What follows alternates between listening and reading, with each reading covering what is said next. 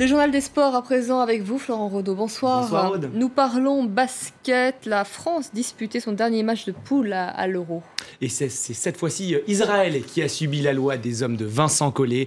Les Français s'imposent de 25 points face à leur dauphin dans le groupe A. Une victoire construite en première mi-temps avec notamment un avantage de 11 points à la pause, 38-27.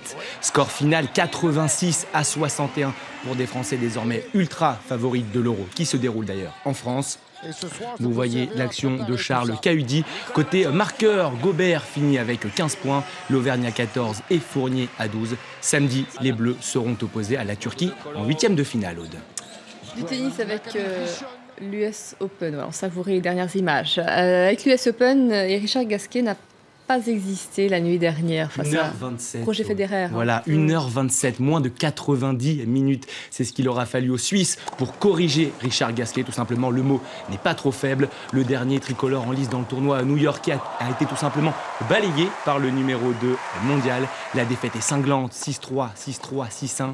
Au final, seulement 7 petits jeux pour le Biterrois face à un Roger Federer des grands soirs. Le Suisse qui n'a d'ailleurs pas perdu son service depuis un mois. Il est donc toujours en route pour un 6e sacre à New York. On découvre la balle de match ensemble.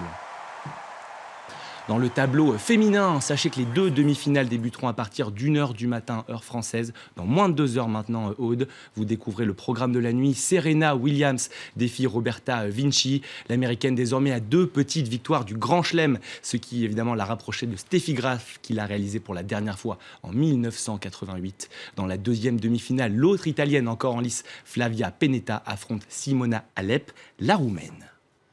Nous sommes à 8 jours du début de la Coupe du Monde de rugby en Angleterre. Et après l'Afrique du Sud hier, on s'intéresse ce soir aux États-Unis. Voilà la team USA qui sera évidemment tous favorite de ce mondial de rugby. Dans leur poule, l'Afrique du Sud, l'Écosse, les Samoa et le Japon. Autant vous dire qu'une qualification pour les 8e de finale serait un véritable exploit pour les hommes de Mike Tolkien. Voyez ce reportage de nos confrères de l'AFP. 3000 contre 1. C'est l'avis des bookmakers sur les chances de voir les Américains remporter la Coupe du Monde de rugby. Classés 15e au niveau mondial, les États-Unis sont loin d'être les favoris. Mais le niveau monte selon le capitaine australien, dont la formation vient de battre les Américains en match amical. J'ai vraiment vu des progrès ces 4 dernières années. Ils ont plus de profondeur. Ils ont fait entrer des remplaçants au bon moment. Ils sont vraiment dans une position de force pour faire avancer et faire progresser l'équipe. Ce sera très intéressant de voir comment va se passer cette Coupe du Monde pour eux. Je vais garder un œil sur eux. Contre les Wallabies, les Américains ont réussi à coller au score pendant la première mi-temps avant de s'écrouler et de perdre le match 47-10. Il faut qu'on reste concentré 80 minutes, un match entier. Il ne faut pas que notre concentration retombe. Il faut maintenir la pression sur nos adversaires, en attaque et en défense. D'un point de vue sportif, pour cette Coupe du Monde, les Américains espèrent au moins franchir les matchs de poule. Un objectif ambitieux face à un groupe très compétitif. L'Afrique du Sud sera notre adversaire le plus sérieux. Mais on est prêt pour le challenge. Les Samoa, l'Écosse, le Japon, on va se battre. Ils ont intérêt à être prêts. S'ils espèrent rester dans la course, les Américains devront rapidement transformer l'essai. Leur premier adversaire sera la très solide équipe des Samoa. Et nous terminons ce journal avec du football, puisque la Ligue 1 reprend ses droits ce week-end. Youpi. PSG Bordeaux au Parc des Princes. Voilà l'affiche du match d'ouverture de cette 5e journée de Ligue 1.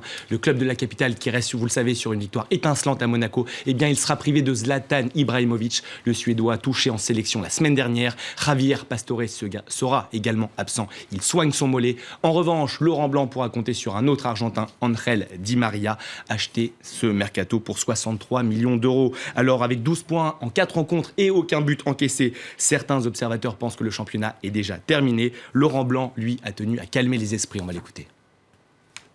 Début de championnat, il n'y a eu que 4 matchs, vous commencez à tirer. J'entends dire le championnat, c'est pas la peine de le jouer. Vous verrez qu'on aura des périodes délicates, parce que dans une saison, il y a toujours des périodes délicates. que ce soit le Paris Saint-Germain, que ce soit tous les autres championnats, les grandes équipes. À un moment donné, on a des passages un petit peu plus difficiles à vivre. Donc là, on est en train de vivre un très très bon passage. Essayons de le faire durer le plus longtemps possible.